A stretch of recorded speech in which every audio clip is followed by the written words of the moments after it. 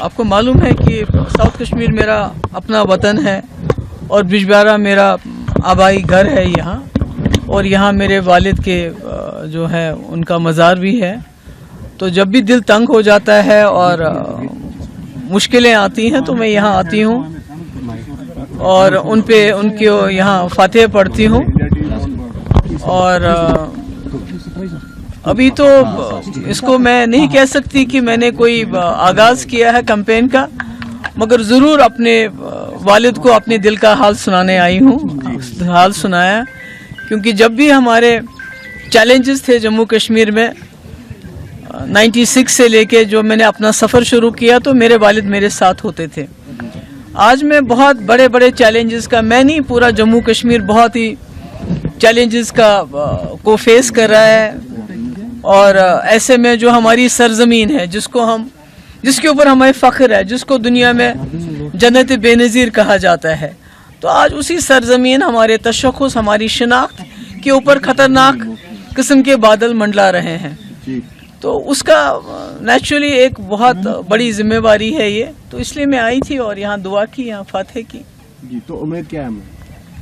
انشاءاللہ میری امید تو میرے لوگ ہیں، چاہے وہ ساؤتھ کشمیر کے لوگ ہیں جس وطن کی میں رہنے والی ہوں، چاہے وہ پیر پنچال کے لوگ ہیں جہاں میں نے شاید ہی کوئی گاؤں، کوئی جگہ، کوئی علاقہ وہاں ہو جب وہاں لوگ مصیبت میں تھے، جب وہاں لوگوں کو مارا جاتا تھا، دن دہاڑے قتل کیا جاتا تھا، چاہے وہ ملیٹنٹ تھے، چاہے وہ سرنڈرڈ ملیٹنٹ تھے یا فورسز کے لوگ تھے. تو کوئی جگہ میں نے چھوڑی نہیں جہاں میں نہیں گئی ہوں. اور میں نے کوشش کی ہے جب بھی ہمارے لوگوں کے اوپر تکلیف آئی ہے تو میں نے کوشش کی اپنے حساب سے، کوئی میں بہت طاقتور انسان نہیں ہوں پر اپنے حساب سے میں نے کوشش کی کہ میں ان کے ظلموں کے خلاف آواز اٹھاؤں. جیسے کہ آپ کو معلوم ہے کہ جو ہمارے ٹرائبل لوگ ہیں جس میں ہمارے گجر، پہاڑی اور یہ جو بکروال قبیلے کے لوگ بہت زیادہ ان کے اوپر بہت زیادہ ظلم ستم کیا جاتا ہے کیونکہ لگتا ہے ان کی کوئی سنوائی نہیں ہے، ان کا کوئی پوچھنے والا نہیں ہے.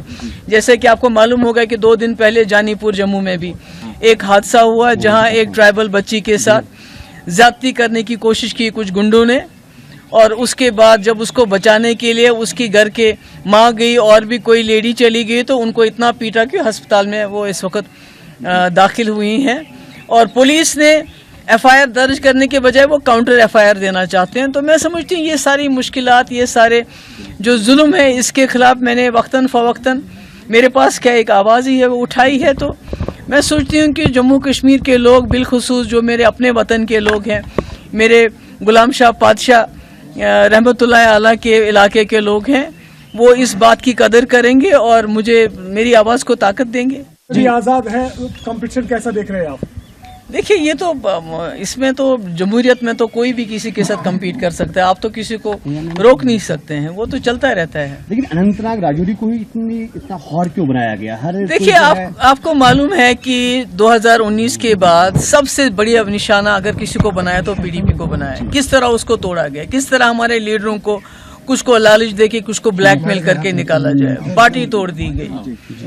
تو آج جب محبوبہ مفتی میدان میں آتے کیونکہ 2019 سے میں نے کوشش کی ہے ان کے ظلم کے خلاف آواز اٹھانا، اس کے لیے بہت سی مجھے اذیتیں سہنی پڑی، میرے گھر والوں کو سہنی پڑی، اور مگر میں اپنی بات پہ قائم رہی. تو ان کو لگتا ہے کہ اگر یہ آواز پارلیمنٹ میں پہنچے گی تو شاید وہاں بھی ان کے لیے مشکلیں پیدا ہوگی، اور شاید جو جموں کشمیر کے اصلی حالات ہیں، خالی جموں کشمیری میں لداخ کی بات بھی کرتی ہوں کہ جو اصلی حالات ہیں تو کہیں ان اصلی حالات کی عکاسی نہ ہو جائے، اور یہ جو ڈول پیٹتے ہیں جموں کشمیر میں سب کچھ ٹھیک ٹھاک ہے تو وہ ان کا جو بات ہے جو اس میں راز سے پردہ اٹھ جائے گا. تو اس لیے ان کی کوشش ہے جتنا بھی ہو سکے محبوبہ مفتی کو پارلیمنٹ سے باہر رکھا جائے. بہت بہت شکریہ.